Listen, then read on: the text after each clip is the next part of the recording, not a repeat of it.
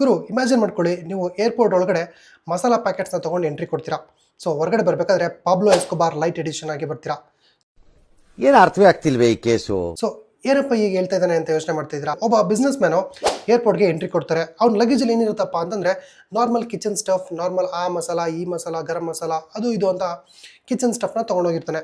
But entry ಆದ ತಕ್ಷಣ ಅಲ್ಲಿನ ಮಿಷಿನ್ ಬಿ ಲೈಕ್ ಏನು ಹೇಳುತ್ತಪ್ಪ ಅಂದರೆ, ಗುರು ನೀವು ತೊಗೊಂಡು ಬಂದಿರೋದು ಮಸಾಲ ಪ್ಯಾಕೆಟ್ಸ್ ಅಲ್ಲ, ಬ್ರೇಕಿಂಗ್ ಬ್ಯಾಡ್ದು ಸ್ಟಾರ್ಟರ್ ಪ್ಯಾಕ್ ಥರ ಇದೆ ಅಂತ ಹೇಳುತ್ತೆ. ಅಂತಂದರೆ ನಾರ್ಕೋಟಿಕ್ಸ್ ಡ್ರಗ್ಸ್ ಥರ ಇದೆ ಅಂತ ಹೇಳುತ್ತೆ. ಇದನ್ನು ಡಿಟೆಕ್ಟ್ ಮಾಡಿದ ತಕ್ಷಣ ಅಲ್ಲಿನ ಒಂದು ಸಿಸ್ಟಮ್ ಅವರು ಇವನ್ನ ಇಂದು ಮುಂದೆ ನೋಡದೆ ಅವನ್ನ ಅರೆಸ್ಟ್ ಮಾಡಿ ಅವನ ಮೇಲೆ ಕೇಸ್ ಹಾಕಿ ಅವನ ಮೇಲೆ ಜೈಲ್ಗೂ ಕೂಡ ಹಾಕ್ಬಿಡ್ತಾರೆ. Not for 5 hours, not for 5 days, 57 days.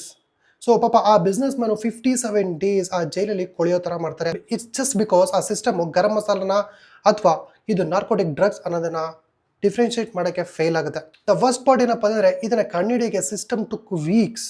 So after that court ಅವರು ಸ್ಟೆಪ್ ಇನ್ ಆಗ್ತಾರೆ. ಬಿಸ್ನೆಸ್ ಮ್ಯಾನ್ಗೆ 10 lakhs ಅಂತ ಕಾಂಪನ್ಸೇಷನ್ ಆಗಿ ಕೊಡ್ತಾರೆ.